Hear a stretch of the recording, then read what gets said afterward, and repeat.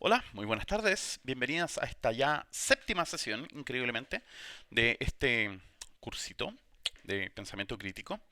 Nuevamente, y como siempre, les agradezco la presencia, de que se hayan tomado el tiempo de en esta fría tarde, me imagino, en, en Santiago, en el resto de Chile y en el resto de, bueno, donde sea que estén. En la clase anterior hicimos una especie de cierre a propósito de los conceptos referidos a los sesgos sociales, así que vamos a partir como siempre con nuestro resumen. Saludo a las personas que están. No sé, a ver cuántas personas hay. Ajá, no veo el número de asistentes, pero creo que estamos bien para empezar. Ya. Entonces, bueno, resumen. En la clase anterior estuvimos cerrando esta primera unidad que tiene que ver con psicología cognitiva o, diciéndolo de otra forma, la psicología del razonamiento, la psicología del qué es el pensamiento y cómo pensamos, ¿ya? Y recordemos que este curso lo enmarcamos en torno a lo que llamábamos la teoría de los dos sistemas de Daniel Kahneman y de Amos Tversky, ¿ya? Que también en la literatura se le conoce como teoría de sistemas duales, ¿ya? O Dual System Theory. La idea central ahí es que los seres humanos tendríamos dos grandes sistemas de pensamiento, uno al que llamamos la intuición, por un lado, y el segundo sistema que llamábamos el razonamiento. Y dijimos que el razonamiento era súper costoso literalmente, en glucosa, en energía, en tiempo. Y como pensar es difícil y como pensar cuesta, la mayoría de nosotros, incluyéndome, tratamos de evitar a toda costa ejercitar el pensamiento. Y como este curso se trata de eso, de tratar de ejercitarlo un poco, yo les advertí desde un principio que este curso no los va a transformar en grandes pensadores críticos, sino que es simplemente una ayudita, una especie de mapa o como se llama, una hoja de ruta para ver qué es lo que tenemos que tratar de mejorar. ¿Ya? Entonces, vamos con este breve resumen de la sesión anterior. Me voy a encuadrar un poquito mejor. ¿Me veo bien ahí? Sí. Entonces, dice, existe un amplio abanico de sesgos cognitivos identificados por los investigadores en psicología, específicamente en la psicología cognitiva o en la economía conductual, como se le tiende a llamar también a esta área que estudia la toma de decisiones y la resolución de problemas en psicología. ¿Ya? La llamada racionalidad, que tradicionalmente se usaba para definir la esencia de la cognición humana o definir la esencia del ser humano, más que ser un término descriptivo, se ha convertido en un ideal normativo. ¿Ya? O sea, cuando hablamos de racionalidad no estamos describiendo qué es lo que somos, sino que estamos describiendo lo que deberíamos tratar de ser. ¿Ya? Respecto a la definición respecto a esta definición de ser humano, recordemos que esto probablemente lo vieron en filosofía cuando estaba en el colegio, en cuarto medio. Aristóteles definía al ser humano como animal racional. ¿Ya? Y me quiero detener en ese puntito porque es importante para lo que viene ahora, que es argumentación.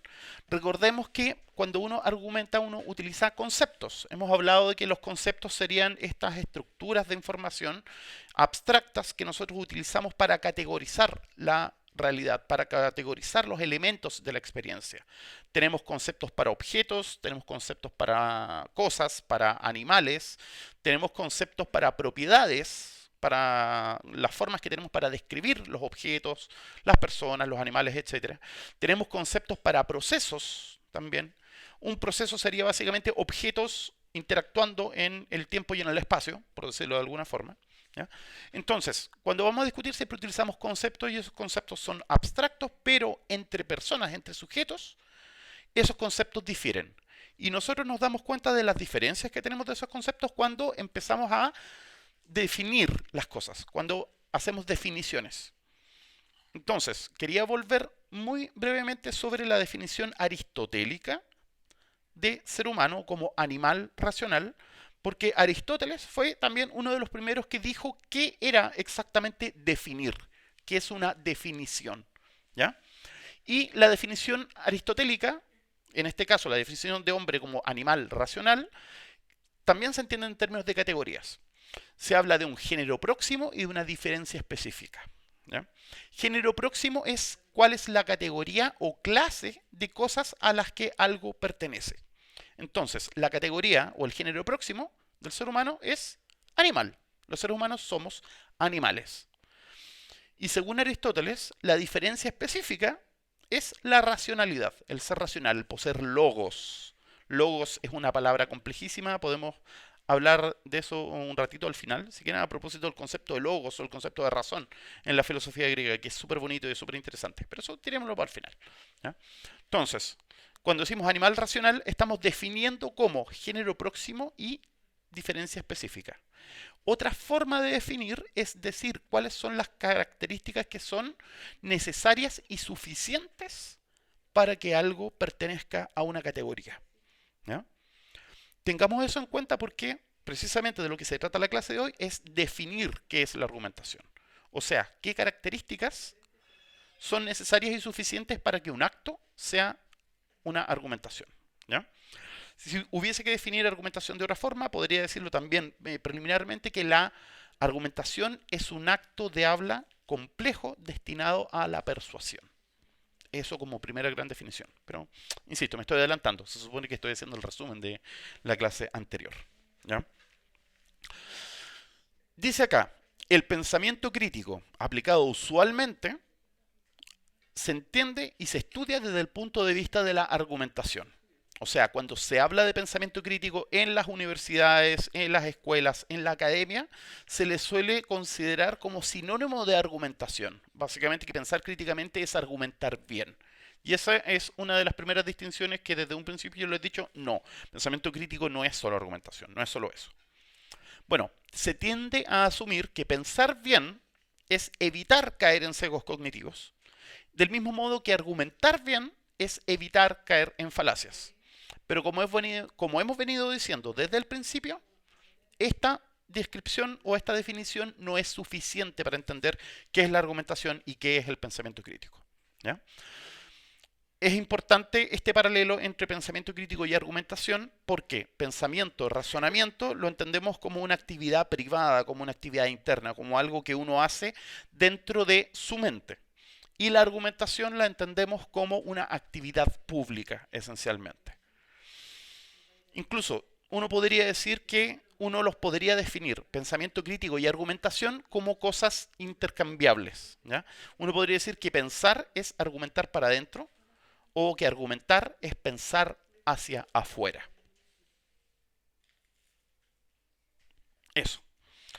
Entonces, con eso concluimos nuestro resumen de lo que hemos hablado en estas 4 semanas hasta el momento. ¿Ya? Como siempre vamos a partir con una cita de alguno de estos próceres del pensamiento crítico.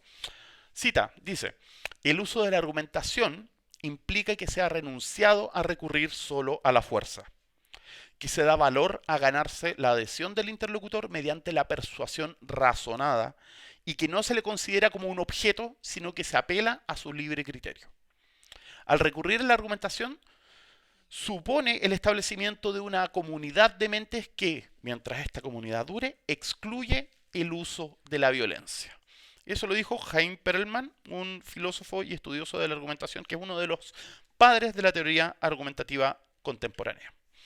Pregunta, ¿se oye bien? ¿Se ve bien? ¿Estamos bien hasta acá? ¿Se ve fluido? ¿Se entiende? Manden algún saludo si quieren.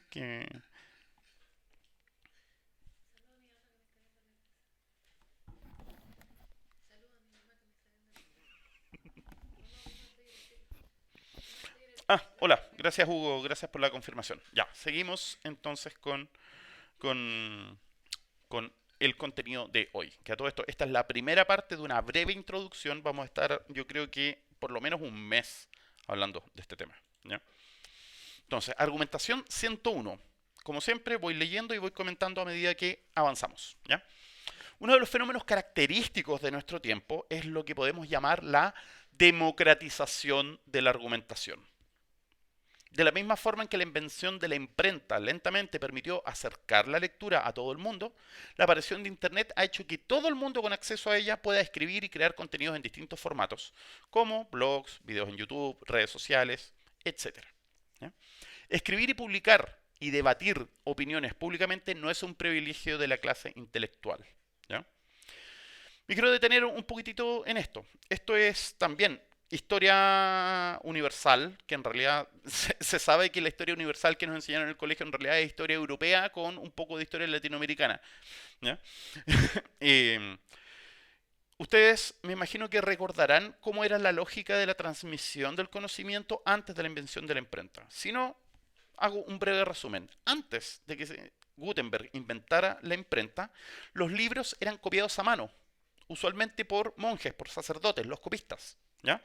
Y la fabricación de cada libro involucraba una cantidad enorme de horas hombre, por decirlo así. ¿Ya? Piensen, por ejemplo, ¿cuánto se demora un... Imagínense, hagan este ejercicio mental. ¿Cuánto se demora un copista medieval en escribir con esta letra maravillosa, esta letra gótica, letra medieval, con tinta en papel? ¿Cuánto se demora en escribir una página y cuánto se demora después el otro tipo que se encarga de hacer los adornos de cada página de estos libros medievales? Recuerdo que una vez hicimos el ejercicio de tratar de calcular cuánto debería costar un libro medieval en plata de ahora, ¿ya? En términos de la cantidad de trabajo, entendiendo que es un trabajo altamente especializado, es artesanal, hecho con materiales de de máxima calidad. Entonces sacábamos la cuenta de que un libro de 200 páginas, si en cada página era aproximadamente un día de trabajo, mira, si cada página es un día de trabajo, ¿ya? Y son 200 páginas y la persona trabaja típicamente de lunes a viernes, básicamente son 200 días hábiles o un año de trabajo. Un año de trabajo de un artesano, ¿cuánto es en plata aproximadamente? Imaginémonos de que, no sé, de que al monje le vamos a pagar, ¿cuánto? Medio millón de pesos al mes, que poco, ¿ya? Eso significa de que cada libro tenía un valor aproximado de 6 millones de pesos de hoy, pagándole, ¿cómo se llama? Una página diaria a este artesano. ¿Ya?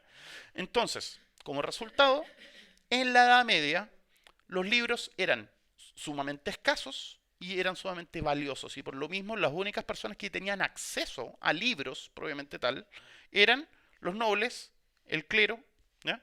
Y los intelectuales siempre venían o de la nobleza o del clero durante la Edad Media.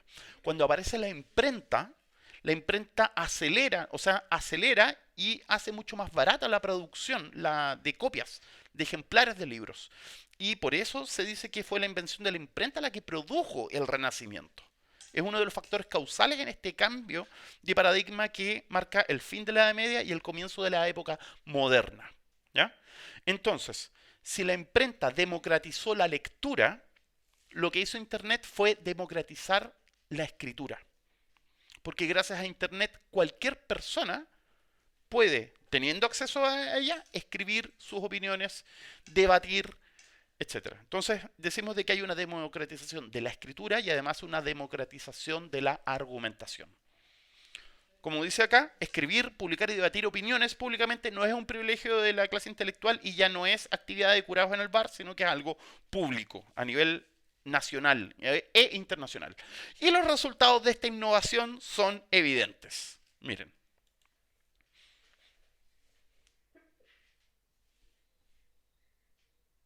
Este pantallazo lo tomé esta mañana desde EMOL. Les voy a pedir que se tomen un segundo para leer este breve intercambio argumental. Ya dice, podrían comenzar por cerrar el aeropuerto, lugar por donde transitan todo tipo de variantes e ingresan sin mayores inconvenientes.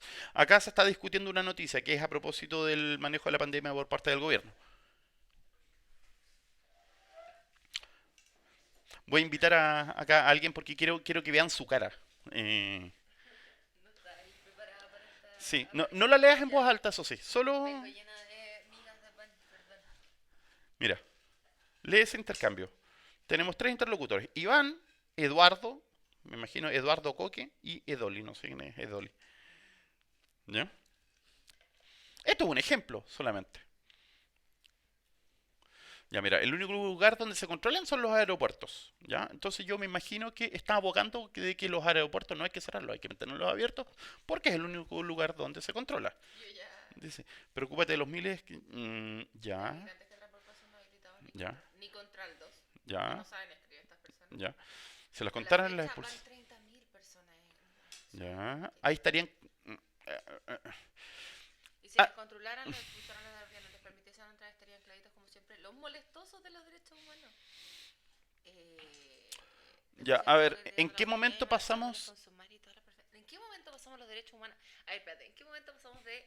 Ya, ok, cerrar el aeropuerto. de medidas sanitarias a... Pasamos de medidas sanitarias a echen a toda la gente que no es chilena o migración, y de migración pasamos a derechos humanos. Y como que sí tienen una conexión, pero no tienen relación con el primer comentario en la mayor parte del Ya. argumento. Y es un pésimo argumento. Bueno, aquí pregunta, ¿has leído alguna vez una discusión en internet que no se descarrile violentamente y que termine siendo cualquier cosa menos la discusión original?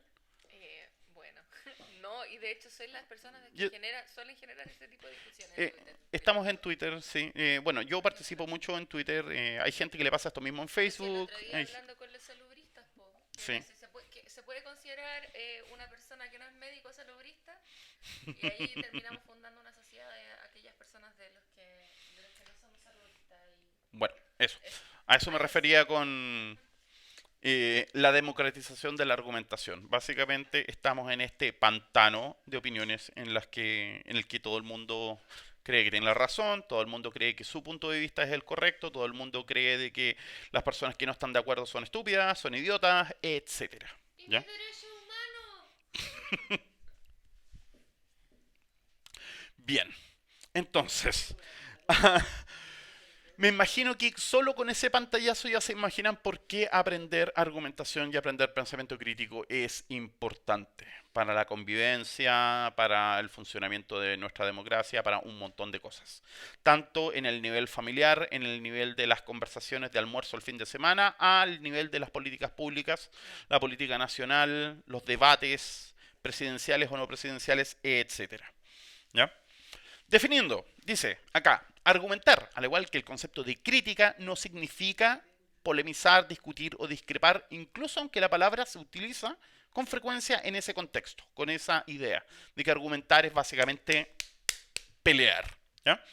Presentar un argumento significa presentar una o más razones que soporten, respalden o apoyen una conclusión. Es decir, vamos a entender como mínimo, como definición mínima mínima, de que un argumento es un conjunto de razones que llevan a una conclusión.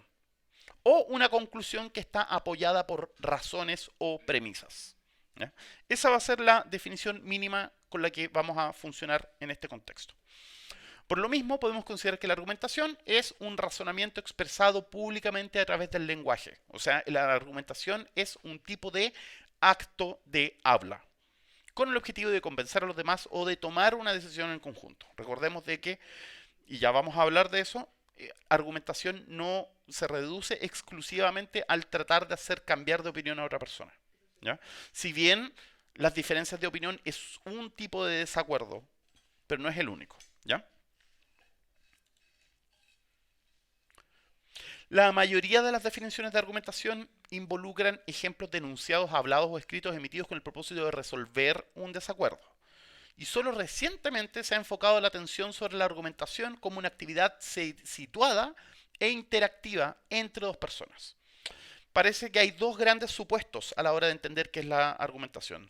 Estos supuestos a todo esto los enuncia un teórico llamado Michael Gilbert, del cual vamos a estar hablando hoy, el viernes y durante la próxima semana también. ¿Ya? El primer supuesto es que la argumentación es esencialmente racional, donde racional se toma como razonado, o sea, que utiliza razones. ¿Ya? Y el segundo supuesto es que el contexto social, la motivación psicológica y otros asuntos a nivel personal o a nivel interpersonal que afectan el proceso argumentativo son periféricos a la noción de argumentación. Diciéndolo esto de otra forma, uno de los supuestos claves es que, o sea, uno de los supuestos tradicionales es que la argumentación es esencialmente un asunto lógico y que todas estas cosas que pasan, por ejemplo, por el contexto, la situación, las emociones, los sentimientos, la corporalidad, etcétera, serían como cosas accesorias o cosas que en realidad no importan. ¿Ya?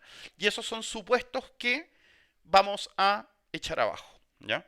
O sea, este primer supuesto de que la argumentación es esencialmente racional, lo tenemos que tomar hasta cierto grado nomás, lo tenemos que tomar con cierta distancia, y que los factores psicológicos y contextuales no son importantes, también no lo vamos a tomar en cuenta. Vamos a entender de que la argumentación no es exclusivamente racional por un lado y por otro lado que los factores psicológicos y contextuales sociales son esenciales, son importantes.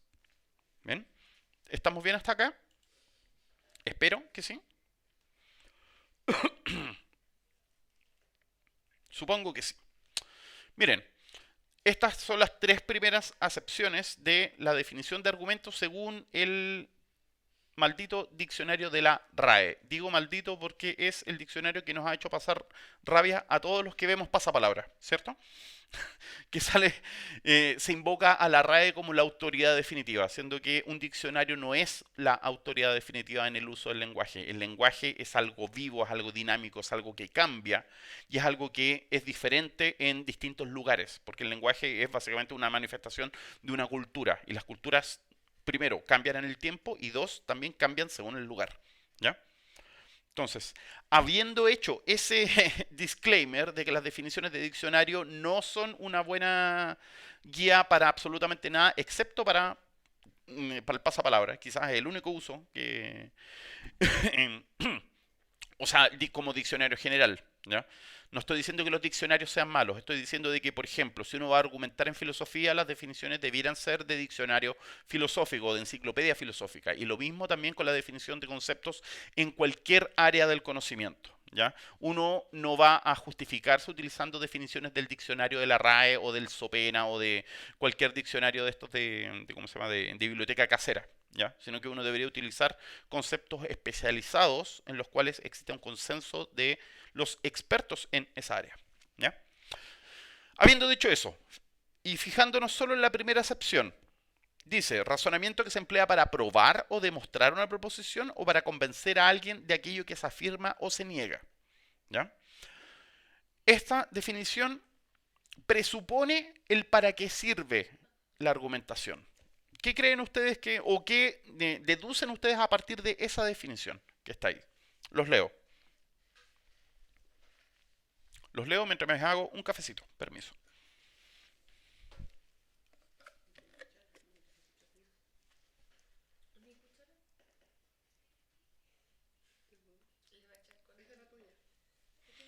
Ah, pero le puedo echar así. Ahí echándole café al... Ahí. Ya, gracias. ¿No hay comentarios? Creo que no. Ya, bueno. Seguimos.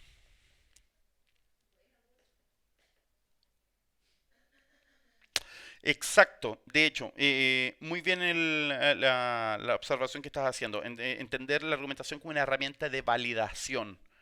El término validación, de considerarse algo es válido, lo vamos a utilizar en un sentido un poco más técnico, ¿ya? Me gustaría tienes razón, pero te voy a cambiar solo una palabra de la forma en que lo dices. No como una herramienta de validación, sino que entenderlo como una herramienta de justificación. Ese es el concepto técnico que vamos a utilizar. Vamos a hablar de justificación epistémica, ¿ya? Hay que definir muchas cosas hoy día, así que seguimos. Tengo una cita acá de Michael Gilbert, una cita extensa. El texto se llama Breve Historia de la Teoría de la Argumentación y está en un libro que a todo esto lo encontré que está disponible online, así que les voy a dejar el link al final. Cóbrenme el link, por favor. ¿Ya? Dice, la dialéctica busca la verdad mediante la lógica y el razonamiento, mientras que la retórica utiliza la persuasión y la emoción para influir sobre la mente de un auditorio. Aristóteles pudo no haber hecho, a ver, Aristóteles pudo, de hecho, no haber visto las diferencias entre dialéctica y retórica como tajantes, pero las separó en las dos áreas y creó un campo de estudio para cada una.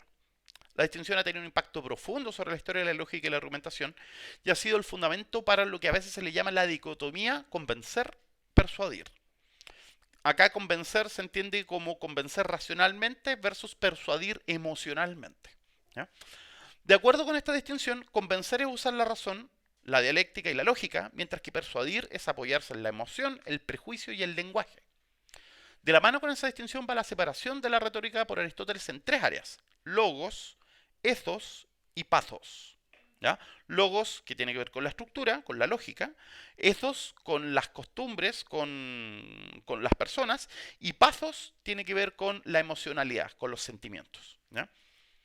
El resultado de esta división de la retórica ha sido suponer que se trata de tres campos distintos, cada uno de los cuales se refiere a la argumentación de una manera diferente y no relacionada.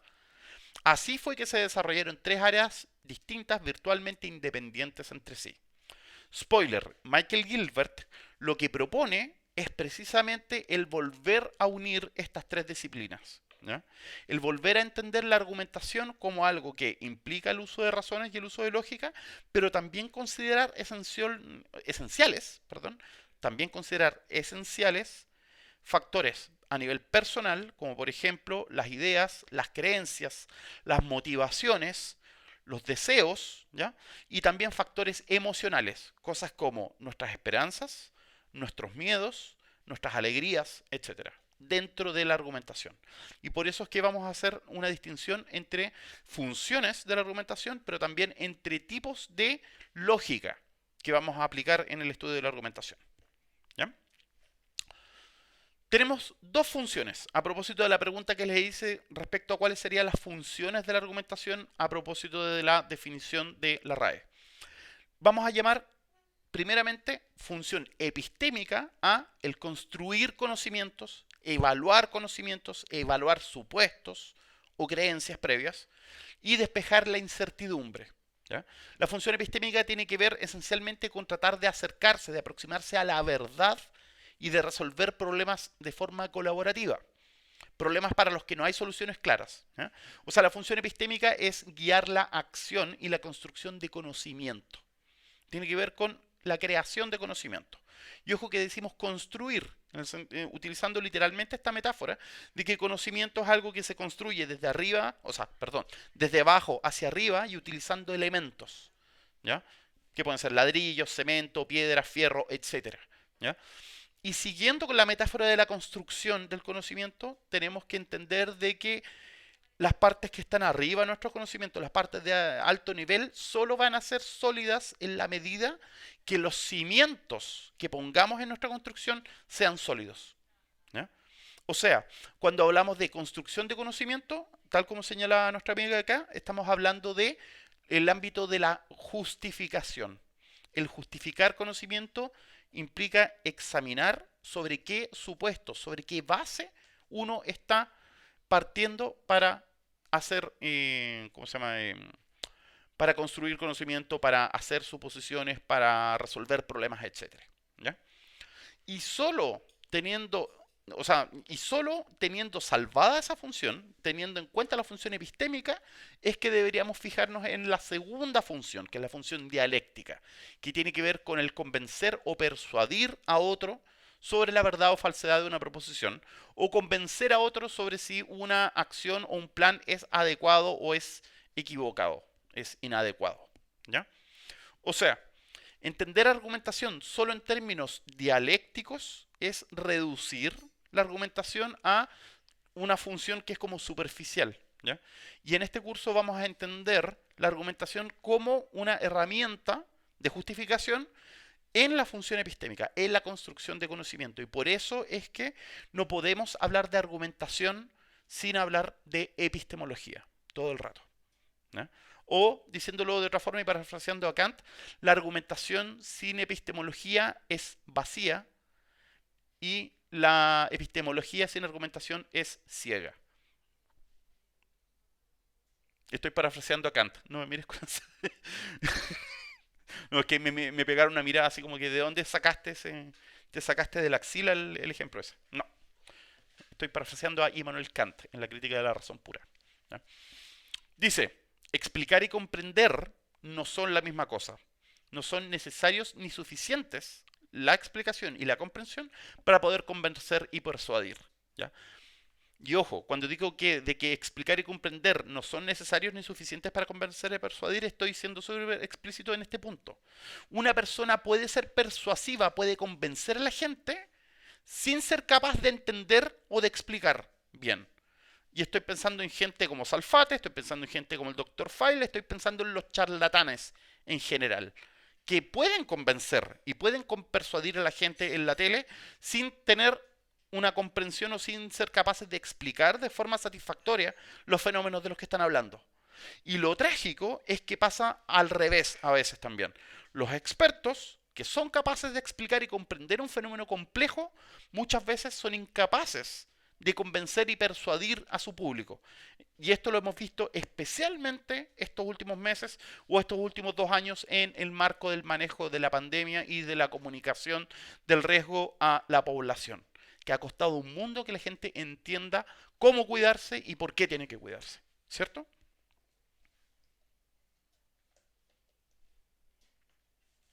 Tenemos que considerar que existen dos perspectivas para entender la argumentación: la lógica formal y la lógica informal. ¿Ya? Vamos a hacer una brevísima comparación entre qué vamos a entender como lógica formal o como lógica clásica o lógica aristotélica, si se quiere, versus la lógica informal, que es la lógica del pensamiento crítico. Y es este movimiento en lógica que ha surgido en las últimas décadas. ¿Ya?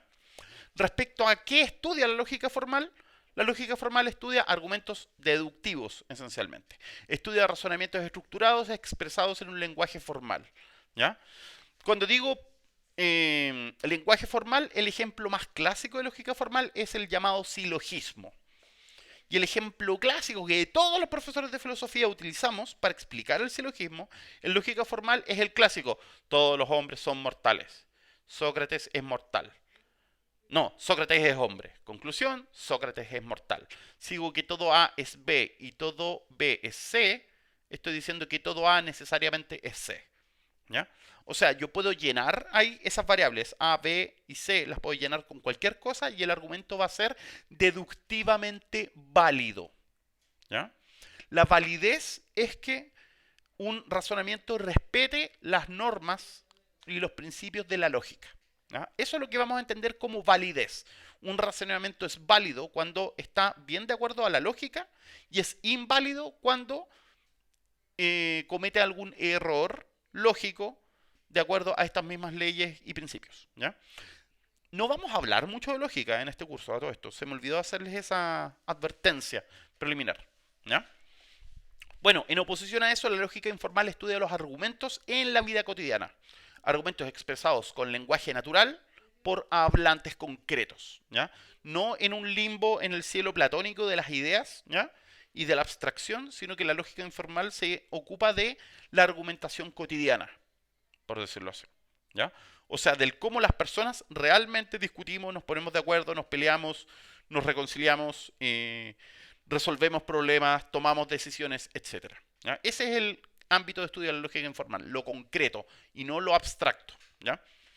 Respecto a sus herramientas, la lógica formal, análisis de la forma lógica, de la estructura de los argumentos, ojo, sin fijarse en los contenidos. A la lógica formal no le importa si estás hablando de Sócrates, de ser mortal de los hombres, o si estás hablando de ornitorrincos, de poner huevos y de ser un ave, por ejemplo. ¿Ya?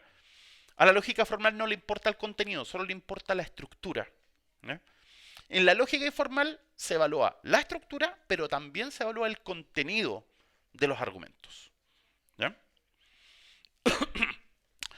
Cuando hablamos de criterios de evaluación, en lógica formal hablamos de validez.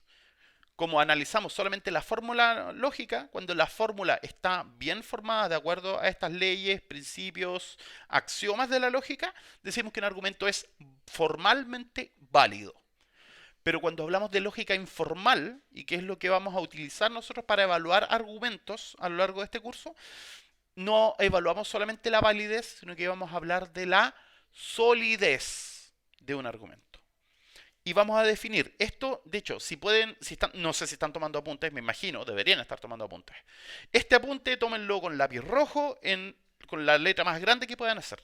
La solidez la vamos a definir como la aceptabilidad, relevancia y suficiencia de las razones que se utilizan para sostener una conclusión.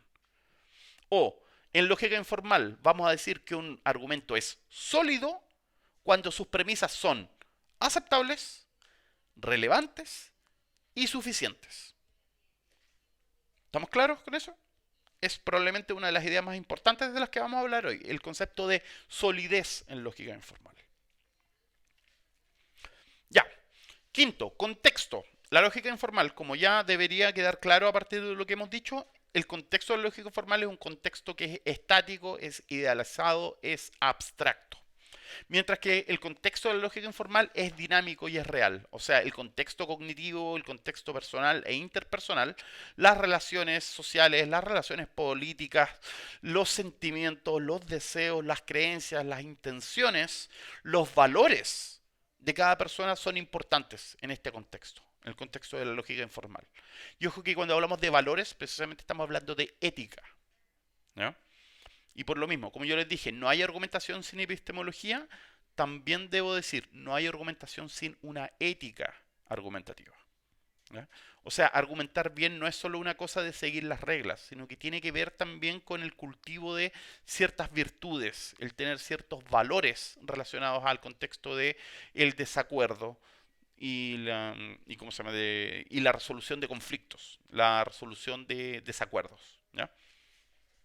Y por último, ¿cuál es el gran problema de la lógica formal? Es que su aplicación es súper limitada en la argumentación real. Saber lógica formal es una herramienta valiosa, pero no es suficiente para entender la argumentación a nivel cotidiano. Y el problema de la lógica informal es exactamente lo contrario. Es súper difícil de acotar porque sus formas y posibilidades son infinitas, ¿ya? Enrique pregunta acá si solidez incluye a la validez. Yo diría que sí, en el sentido de que un argumento va a ser aceptable si es válido. Pero ojo de que la validez no es suficiente, ¿ya? Para que un argumento, en términos de lógica informal, sea sólido, primero, tiene que ser válido.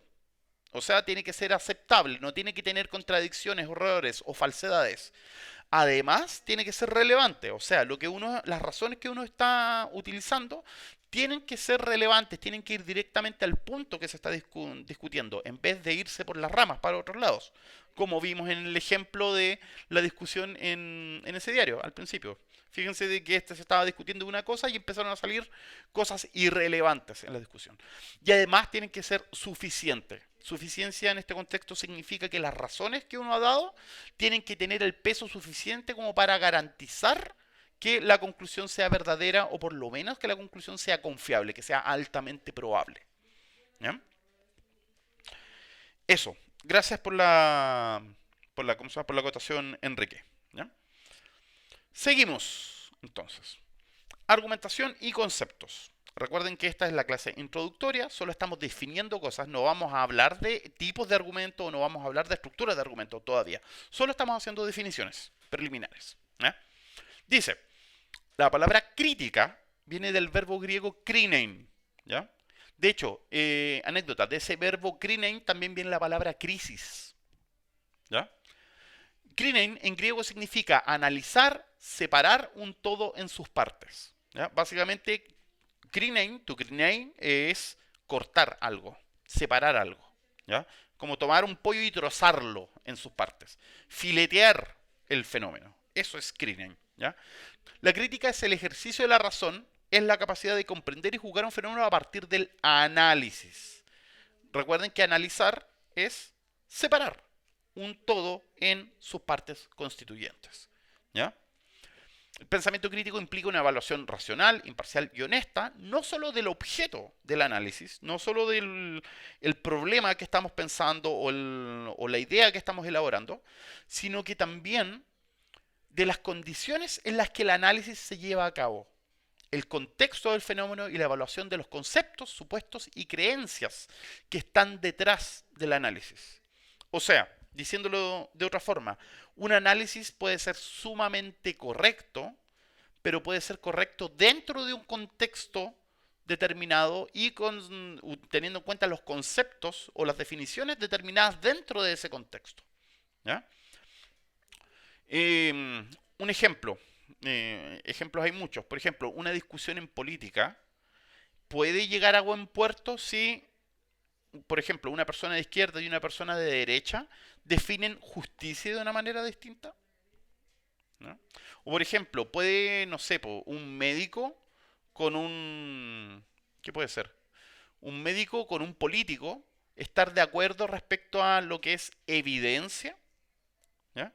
Si no están de acuerdo con esos conceptos básicos, con esos supuestos básicos, ¿podemos decir que pueden tener una discusión que sea fructífera? Me da la impresión que no. Y de hecho lo hemos visto en los últimos meses. Dice, un buen argumentador no es quien meramente critica a los demás, sino que es una persona que busca comprender racionalmente y que evita el dogmatismo y el relativismo. Y aquí tenemos dos conceptos que van a ser súper importantes porque eh, entre extremos siempre se dice de que hay infinitas sombras de gris, ¿ya? Más de 50 incluso. De hecho tengo un ejemplar de 50 sombras de gris por ahí que lo tengo para echarlo al fuego para cuando se me acabe la leña, ¿ya? Básicamente las cosas nunca son blanco y negro. Eso es lo que estoy queriendo decir, ¿ya? Stephen Toulmin, que es uno de los padres de la teoría argumentativa, sugiere en su libro La comprensión humana una solución para el dilema planteado por el absolutismo y el dogmatismo, la idea de que existen verdades absolutas, sin caer en el relativismo epistémico, que es la idea que la verdad objetiva no existe y que solo existen distintos relatos o constructos. Me quiero detener en esas definiciones brevemente, ¿ya? Cuando una persona es dogmática, básicamente plantea, la verdad existe, la verdad es una y toca la casualidad de que la verdad la tengo yo. Eso es ser dogmático, eso es un dogma. Un dogma es una verdad incuestionable, una verdad que no se puede dudar de ella, ¿ya? Entonces, cuando una persona está absolutamente segura que tiene la razón, se dice que es dogmático, ¿ya? Por otro lado, el relativismo es el extremo opuesto, es negar la posibilidad de que existe una verdad objetiva. El relativismo parte ¿cómo se llama? Del darse cuenta de que cada persona está situada en un contexto, cada persona tiene una historia personal distinta y que por lo mismo nuestros desacuerdos vienen del hecho de que cada uno de nosotros tiene deseos diferentes, tiene creencias diferentes, tiene intenciones diferentes, tiene metas diferentes, ¿ya? Y que si todos somos diferentes significa que ninguno de nosotros tiene absolutamente la razón y que todos nuestros proyectos, nuestras ideas, nuestras creencias son relativas, ¿ya? O sea, de que lo que es verdad para mí puede que no sea verdad para el otro. Y por lo tanto significa que nadie tiene la razón. Eso es lo que plantea un relativista, ¿ya? Desde mi punto de vista personal, ser dogmático y ser relativista, en ambos casos, es tomar caminos fáciles. El camino fácil es o decir la verdad es la mía o decir que la verdad no existe. El camino difícil es buscar la verdad, buscar aproximarse, buscar acercarse a ella.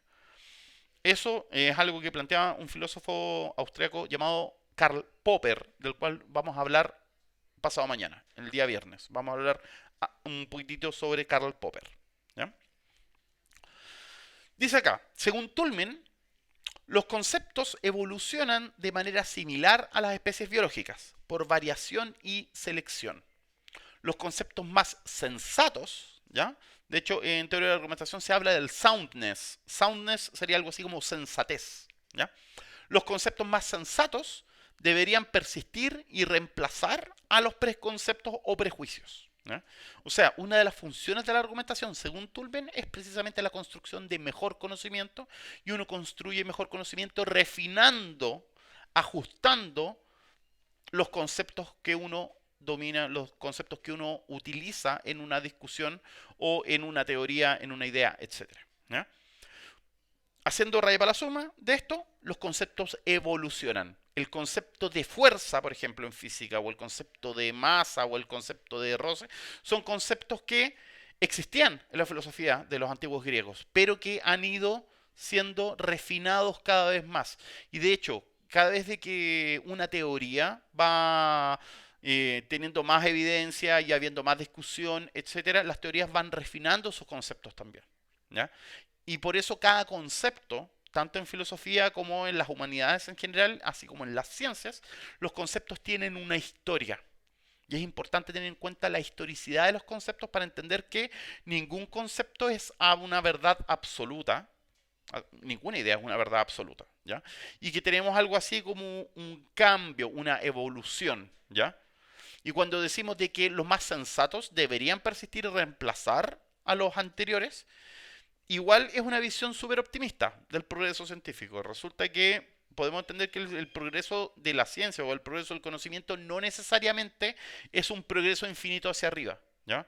Sino que podemos entenderlo como no utilizando el mito del eterno progreso, sino que entendiendo de que hay cambios, hay reemplazos, hay bifurcaciones, surgen ramas nuevas, surgen nuevas teorías, surgen nuevas formas de entender los fenómenos, ¿ya?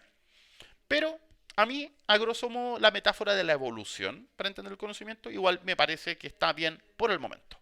La podemos discutir, podemos tener reparos con ella, pero nos va a servir por lo menos para esto que estamos hablando hoy, ¿no? Dice, para los absolutistas, los conceptos o definiciones en un argumento son válidos independientemente del contexto, ya sea un contexto político, cultural, social. Para los relativistas, todas las definiciones o conceptos son relativos y ninguno es más correcto que el otro. El conocimiento, vamos a entenderlo por lo menos en el contexto de este curso, se construye evaluando los argumentos en función de su fuerza, su coherencia y su consistencia, ¿ya? O sea, en razón de la fuerza, la coherencia y la consistencia de las razones para sostener una conclusión.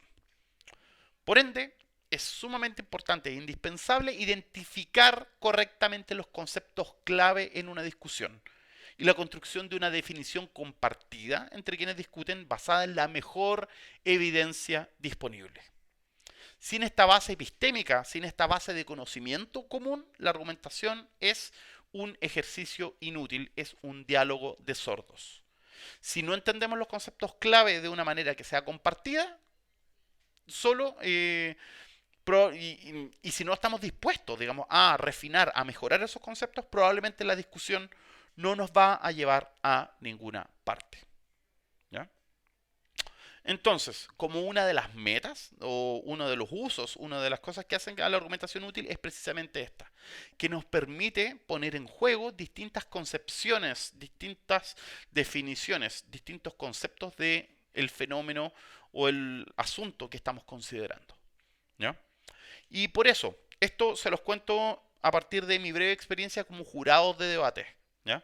Cuando uno es jurado de debate, una de las cosas que uno tiene que evaluar, que le tiene que poner puntaje, es precisamente la calidad de la definición, o sea, la calidad de las definiciones y qué tan buenos fueron identificando cuáles son los conceptos claves dentro de una discusión. Porque muchas veces el concepto clave de una discusión, a veces, pasa que es un concepto que ni siquiera se dice, ni siquiera se menciona, ¿ya? A veces pasa que el concepto clave de una discusión ni siquiera es mencionado, no aparece en la discusión, porque se tiende a asumir que por ser un concepto importante, es tan importante que no es ni siquiera necesario definirlo o explicitarlo. Y esas diferencias en la definición de conceptos son las que hacen que ciertas discusiones, por ejemplo, a nivel valórico o discusiones a nivel político, sean discusiones que son imposibles de resolver racionalmente, ¿ya? Quiero hacer un pequeño paréntesis acá y voy a tomar la pregunta que está haciendo Paula, pero para que entiendan el por qué yo considero que todo esto es sumamente importante y por qué esto es sumamente frustrante también al mismo tiempo. Vivimos en un país democrático, vivimos en una democracia. Y la democracia implica votar por representantes. Esos representantes se reúnen en un lugar que se llama el Congreso, ¿cierto? Esos representantes, diputados y senadores, esencialmente son argumentadores profesionales. Son tipos que tienen comisiones detrás, que les investigan, que les reúnen información, etcétera, pero su trabajo es principalmente persuadir a sus compañeros y a los opositores de la bancada del frente de que tal o cual ley debiese pasar, de que tal o cual medida se tiene que implementar, ¿cierto? Entonces podemos entender al político como un argumentador profesional. Pero típicamente lo que uno observa cuando uno observa debates parlamentarios en Chile y el mundo es que básicamente todo el mundo señala, plantea sus razones y como no hay un acuerdo simplemente se vota y mayoría manda, mayoría gana. Pero todos los que votaron siguen sin cambiar de opinión. Uno rara vez ve un cambio de opinión, uno ve persuasión. Y cuando uno ve persuasión, muchas veces ni siquiera tiene que ver con razones, con el uso de razones, con el uso de argumentos, sino que tiene que ver con incentivos perversos. Estamos hablando de, por ejemplo, asuntos de conveniencia política, asuntos de corrupción, asuntos de plata, lealtades, favores, etcétera. ¿Ya? Entonces, para que vean por qué a mí esto me estresa profundamente. Si los argumentadores profesionales de un país no son capaces de ponerse a la altura de las circunstancias y argumentar de forma válida y sólida, y simplemente lo que hacen es gritarse entre ellos, ¿qué le queda a uno que es un pobre ratón, que es un pobre profesorcito indefenso? ¿O qué le queda a ustedes que no nos pagan por argumentar? ¿Qué nos queda a nosotros? Si es que las personas mejor pagadas en el país para argumentar no argumentan bien. ¿Qué opinan? No sé.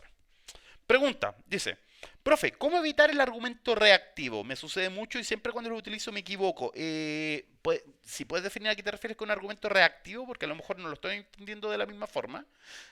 Ojo, insisto, yo no me voy a poner a explicarte algo si no tengo claro a qué te refieres con argumento reactivo. Entonces, quedo a la espera de cómo se llama, de la clarificación y ahí lo podemos discutir al final también. De hecho, sí, deben quedar como 4 o 5 diapos, no más que eso.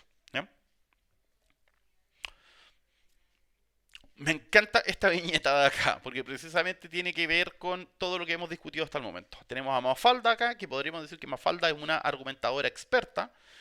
Y mi pregunta acá es, ¿está cayendo en una falacia Mafalda? O sea, lo que les estoy pidiendo es que acá intuitivamente analicemos, primero, si hay un argumento o no, qué tipo de argumento es y si el argumento es falacioso o si es un argumento válido, correcto. O mejor dicho, veamos si es que las razones que nos está dando Mafalda acá son aceptables, relevantes y suficientes.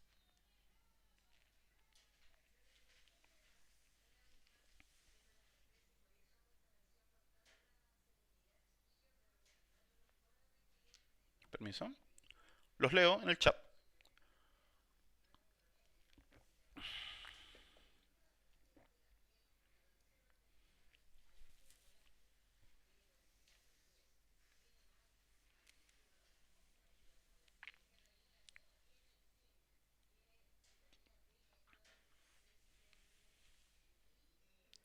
Mira, lo que me tiene muy contento es que parece que Internet se me ha portado bien hoy, porque no hemos tenido pérdidas de fluidez ni de datos. Así que,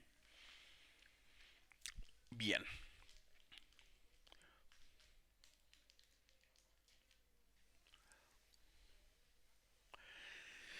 Claro, Claudio, aquí dice, la palabra madre lleva mucho el peso del argumento, pero no se explica. La mamá entiende la etiqueta como autoridad, señala Jorge acá, ¿ya? Miren, yo les voy a dar muy a grosso modo lo que yo entiendo acá. Acá el argumento es el siguiente, ¿ya? ¿Por qué tengo que ordenar mi pieza? Porque te lo ordeno porque soy tu madre, le dice la mamá a Mafalda. Y Mafalda le dice, si es cuestión de títulos, yo soy tu hija y nos graduamos el mismo día, ¿o no? ¿Ya? Si hubiese que decir cuál es el argumento de Mafalda, Mafalda básicamente está diciendo de que la relación madre-hija no es una relación asimétrica, sino que es una relación simétrica. La pregunta es, ¿tiene razón Mafalda en eso? ¿Es una relación simétrica? ¿Es asimétrica? Porque ese es el fondo del desacuerdo, ¿ya? Mafalda básicamente dice algo así como yo no voy a hacer algo porque sí, porque alguien me lo esté mandando, tienes que darme razones. Ella está exigiendo razones y lo que está haciendo es hacer una reducción al absurdo de la respuesta de su mamá de decirlo porque sí, porque soy tu madre. ¿Ya? Esa estrategia, de hecho, es una estrategia argumentativa que se utiliza mucho, que se llama la reducción al absurdo. No consiste en decir yo tengo razón, sino que consiste en decir tú estás contradiciéndote o tú estás cayendo, digamos, en una falacia, en un error. ¿Ya?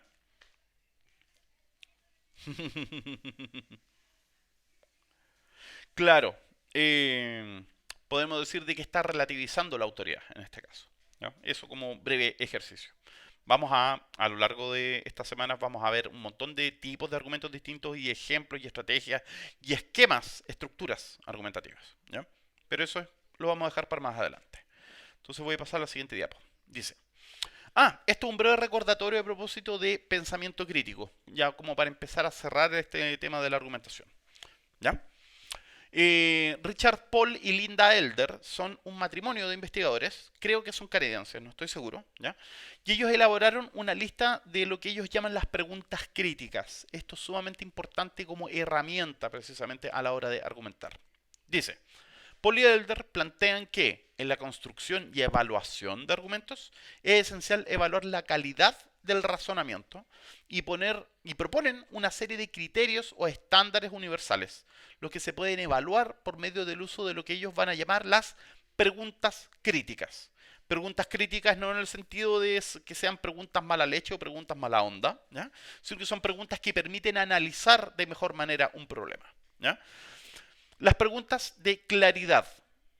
Por ejemplo, ¿puede explicar o ampliar sobre el asunto? ¿Puede expresar su punto de otra forma? ¿Me puede dar un ejemplo? O sea, son peticiones de clarificación, de mayor claridad, ¿ya? Exactitud. ¿Esto es cierto? ¿Cómo se puede verificar? ¿Cómo se puede corroborar que es cierto? ¿Ya? No sé, pues si alguien saca un video impreso, es como, ¿está siendo exacto en su argumento?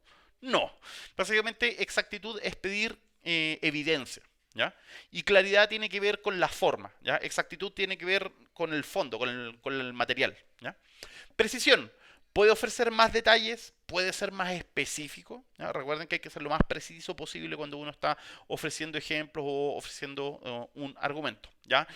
Argumentar tiene que ser lo menos vago posible, hay que evitar la vaguedad. Vamos a hablar de eso al final cuando hablemos de las máximas de Grice, ¿ya? Preguntas de relevancia. ¿Qué relación tiene la conclusión propuesta con la pregunta que tratamos de responder o el problema? ¿Ya? ¿Cómo afecta el asunto? Y en esto, como dice el meme este de ¿y esto en qué afecta a Boca? O sea, eso es preguntar la relevancia, ¿sí?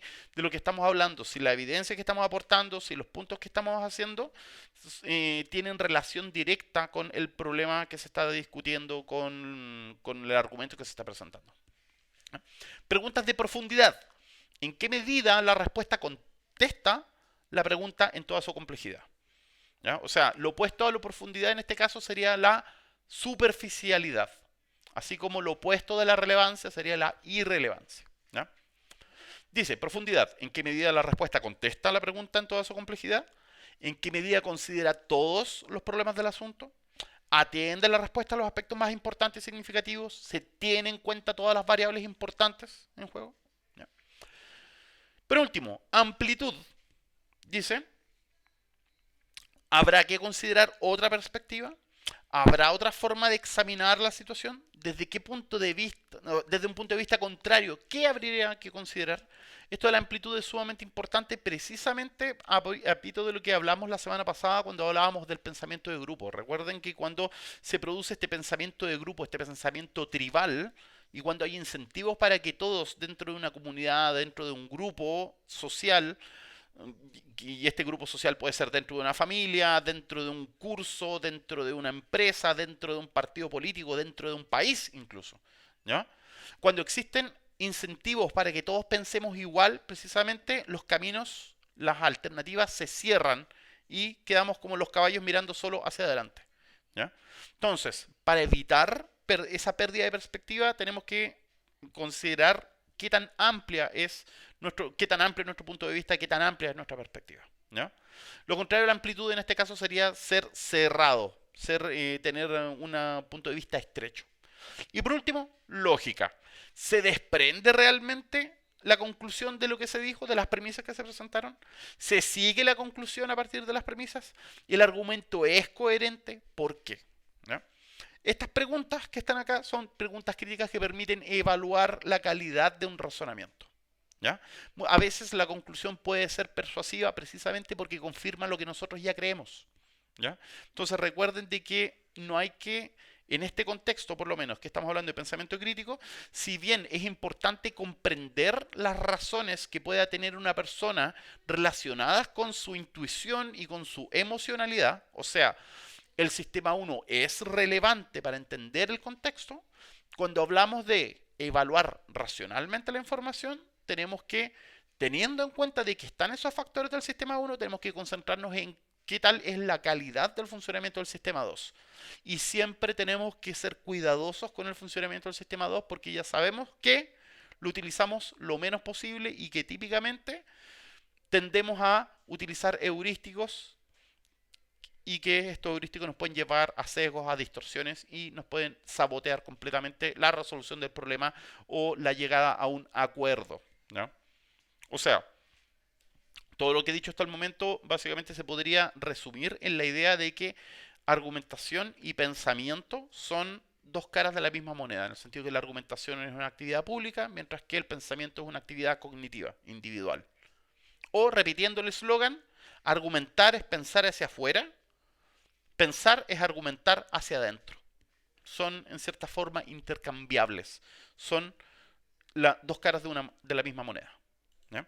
Tengo una pregunta acá, dice, preguntas críticas no veo ninguna que sea de lógica del empate, que usan tanto en los debates. Es como una herramienta para esquivar la lógica del empate. Sí, ¿sabes qué? Es un buen punto, de hecho deberíamos abordarlo. Y aquí me voy a adelantar un poquitito para responder a tu pregunta. Si uno entiende la argumentación como un deporte, como un arte marcial, como entendiendo la argumentación solamente como algo que tiene que ver con el convencer, con tener la razón, con salirse con la de uno podría decir que un proceso argumentativo tiene solo dos resultados para cada persona.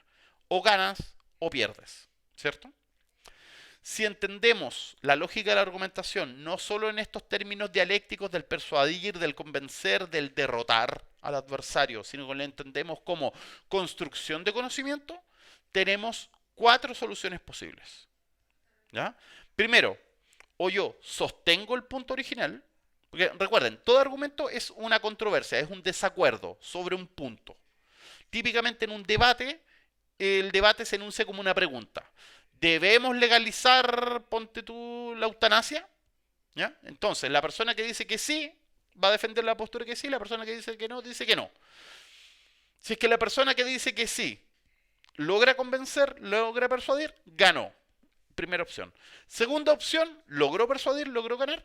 No, perdió, ¿cierto? Pero tenemos dos opciones más. La tercera opción es precisamente llegar a una solución de consenso, que no necesariamente es un empate, porque empate no es decir ninguno de los dos tiene razón o que los dos tenemos un poquito de razón. Una solución de consenso es cuando se construye una nueva formulación del problema o se construye una nueva respuesta al problema que toma en cuenta las perspectivas tanto de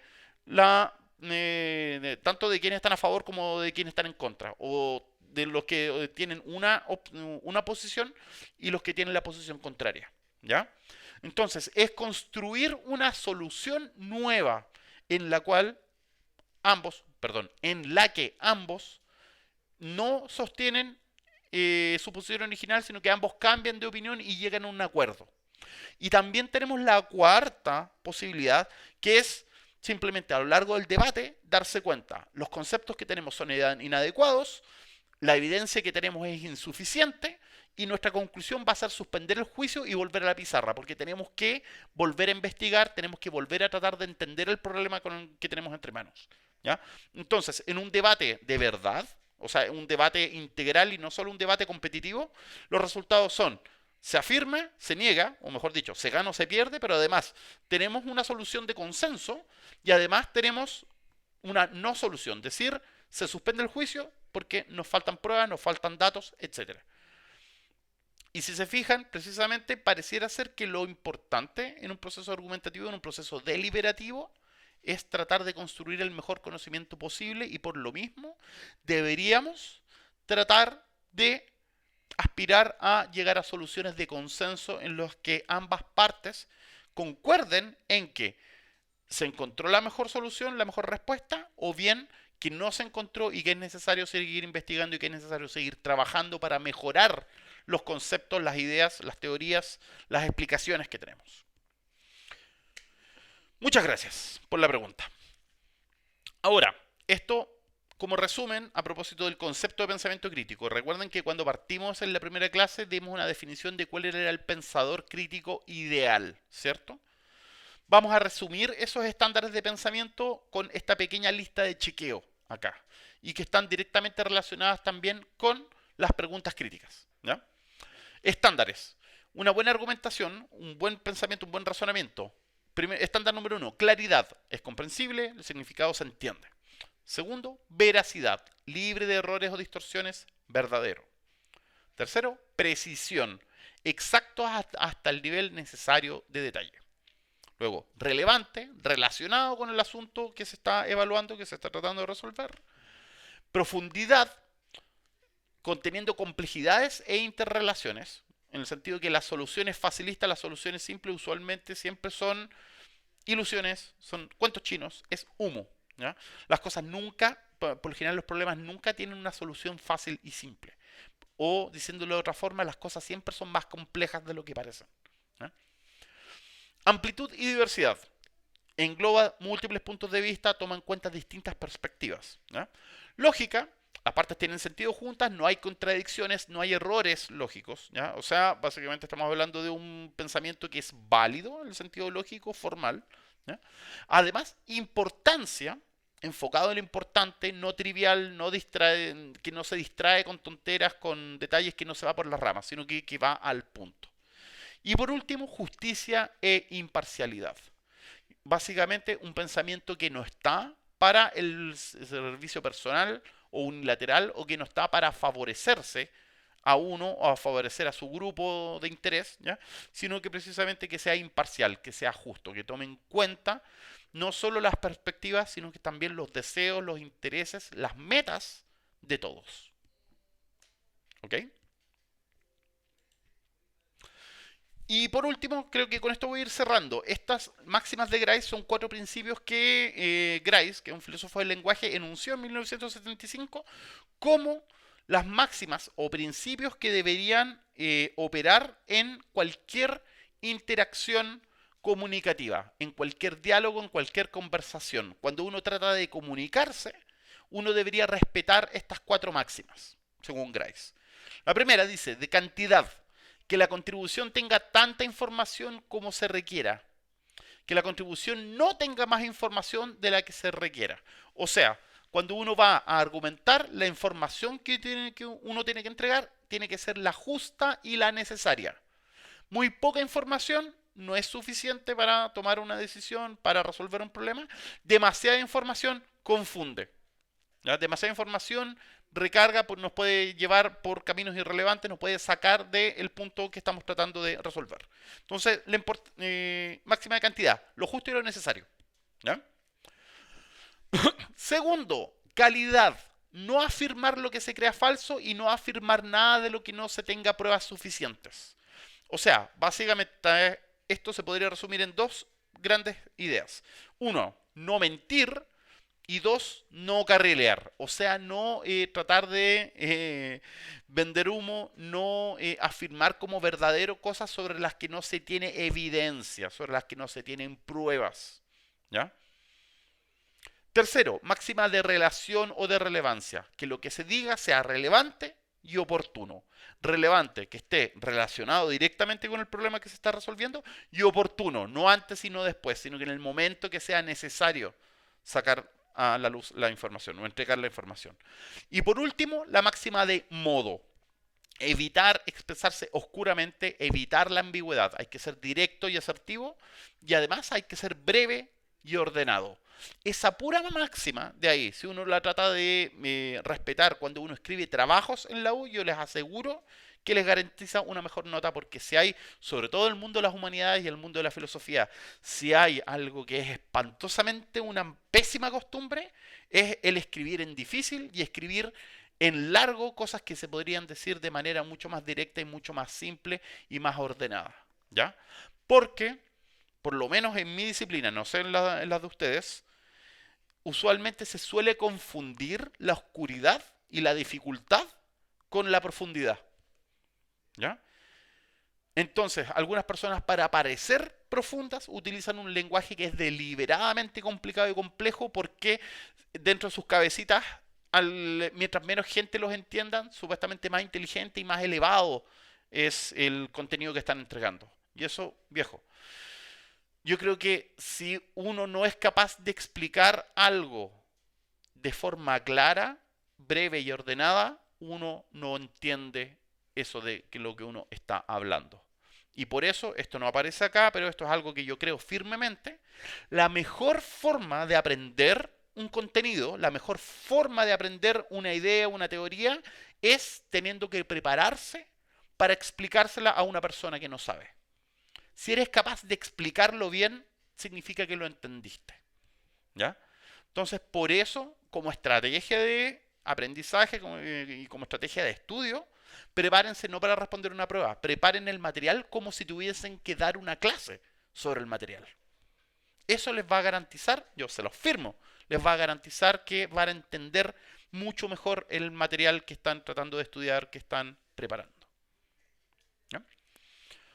Síntesis, a propósito de este concepto general de pensamiento crítico, ¿cómo tenemos que tratar de ser? Esto ya lo dijimos, ¿no?, la semana pasada, tenemos que ser autocríticos, objetivos, honestos intelectualmente, claros y pluralistas. Estos son valores que uno debería tratar de cultivar a la hora de pensar y a la hora de argumentar. Y bien, entonces, denme un segundo.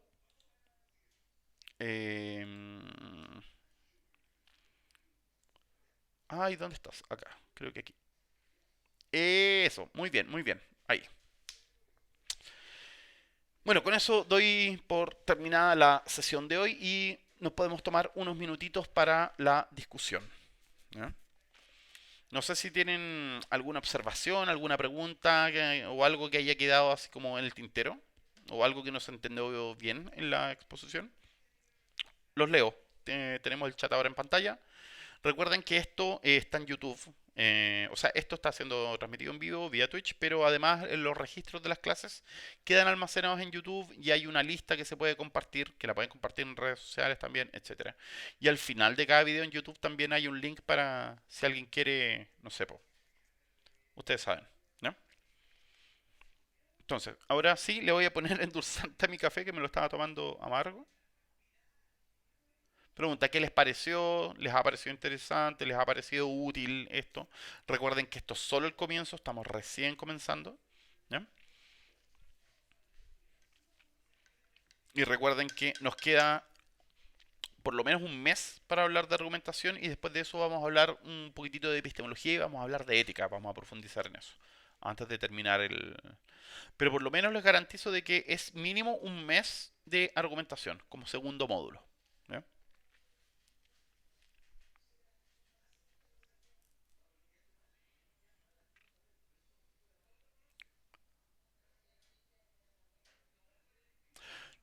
Ya, a mí me parece que... Gracias, sí. De hecho, esa es mi queja recurrente, de que usualmente la argumentación que uno ve en la tele, en los medios, en la prensa, ¿ya? Usualmente es argumentación de muy baja calidad, ¿ya? Y en las redes sociales la argumentación también es de baja calidad, pero no solo por una cosa de efecto de Dunning-Kruger, no solo porque las personas que no saben argumentar son las que tienen más confianza a la hora de argumentar. No es solo Dunning-Kruger, sino que es porque precisamente las redes están diseñadas para alimentar el desacuerdo. Y eso es un punto que es uno de mis puntos de análisis favoritos que eh, siempre lo saco a colación porque encuentro que es importante. Por una cosa de diseño, recuerden de que, a ver, aquí me voy a poner, voy a sonar ligeramente conspiranoico, pero no es la idea. ¿Ya? Eh, Recuerden que las redes sociales se alimentan del engagement, se alimentan del click, se alimentan del comentario, se alimentan del compartir, ¿cierto? Y el algoritmo lo que hace es destacar las cosas que tienen más interacción, las cosas que tienen más, ¿cómo se llama? Que son más entretenidas, por decirlo así. ¿Ya? Y estos algoritmos, como no leen lo que se ha publicado, sino que simplemente se fijan en las interacciones, seleccionan como relevante, como importante, aquello que genera más interacción. Y nosotros, como especie, los humanos, si hay algo que nos mueve, que nos motiva a interactuar, que nos mueve a argumentar, que nos mueve a discutir, es la rabia. ¿Ya? Si uno, por ejemplo, ve una foto de gatitos, uno le pone corazón, gatitos, porque me gustan los gatitos, ¿cierto? Pero, por ejemplo, si alguien dijo algo con lo que estoy súper en desacuerdo, típicamente la enorme mayoría de las personas se va a tomar el tiempo de escribir, escribir, escribir y se va a producir un debate. Y en la medida que ese debate empieza a crecer, ese tema precisamente se hace más visible y más visible y más visible.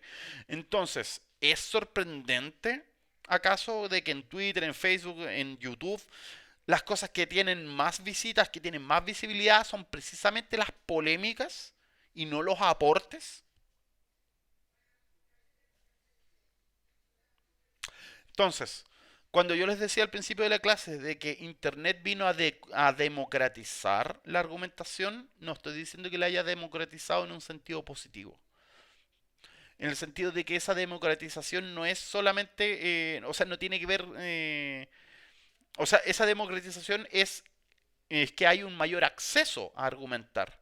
Pero ese aumento al acceso no nos ha llevado necesariamente a aumentar la calidad de nuestra argumentación y de nuestras interacciones.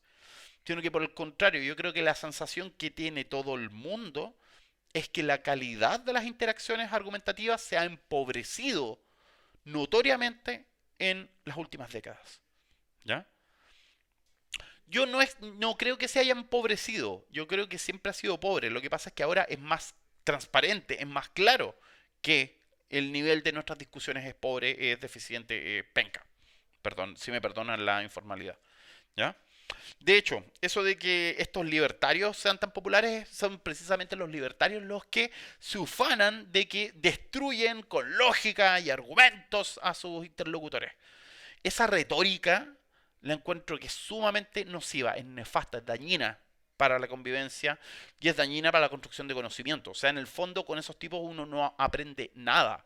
Uno, o sea, no aprenden ni ellos ni aprende uno. O sea, se fijan, no hay un diálogo que sea genuinamente colaborativo, digamos, entre este tipo de interlocutores. Y eso pasa acá en YouTube también. ¿Ya? En YouTube es una cuestión espantosa de que los videos más horribles usualmente son los que tienen más visitas y son los que tienen más comentarios. ¿Ya? En cambio, estos videos, con suerte, uno, dos, tres saludos, oye, qué bonito, qué entretenido, gracias, ¿cachai? Entonces, es una cuestión que frustra, frustra harto. Y entonces, por eso es como, ay, no sé, no, me gustaría tener una nota positiva para cerrar la sesión de hoy, pero probablemente nos vamos a ir encontrando de que hay mucha tarea pendiente, hay muchas cosas por hacer si lo que queremos efectivamente es mejorar la calidad de nuestras interrupciones, de nuestras interacciones. Vanessa, ¿quién es Vanessa? La Vanessa, Vanessa. Ah, sí, sí, sí, sí, sí. Sí me acuerdo. ¿Cómo se llama la? Ah, sí, sí, sí, sí, sí me acuerdo de Vanessa, pero ¿cómo se llama cómo se llama el canal? El canal de la Vanessa se llama Amor. La chiquilla esta que hace divulgación de neurociencia, ¿te acuerdas cómo se llama el canal de ella? Centro Selenium, ahí está, ese es el canal que...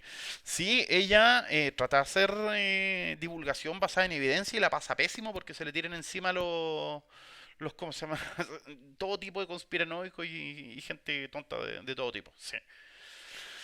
Bueno, eso. Recuerden que esto es un pequeño aporte y ese aporte puede ser un aporte para ustedes mismos a la hora de estudiar, puede ser un aporte a la hora de, no sé, de pelear o decidir no pelear en Internet. ¿Ya? Toda esta cosa tiene muchas utilidades. Obviamente les dejo encargado de que si es que si no van al día con las sesiones anteriores, están ahí para que las vean. Obviamente les pido que compartan y nuevamente les agradezco muchísimo su tiempo, su atención, su disposición a venir acá. ¿Ya? En el video que estás viendo, si tú bajas, hay una sección que dice acerca de, y ahí aparece un código QR. ¿Ya? A mí me tiene un poco asustado porque la respuesta respecto a eso, respecto al tema del PayPal, ha sido muy positiva, ha estado muy por encima de mis expectativas. Entonces, bueno, obviamente tengo un incentivo adicional para seguir haciendo estas cosas. Y nada, pues, eso. No sé si tienen alguna pregunta, algún comentario, algún pelambre que quieran hacer o lo dejamos hasta acá nomás. Porque ya de hecho, ¿cuánto? Llevamos 1 hora 20. Me parece razonable.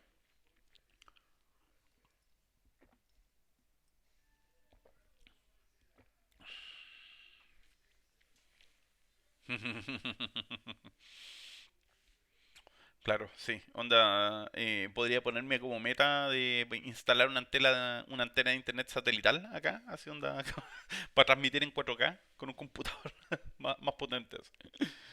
Bueno, en fin. Bien, estimados y estimadas, nuevamente les agradezco muchísimo su atención, su tiempo, su paciencia, su apoyo.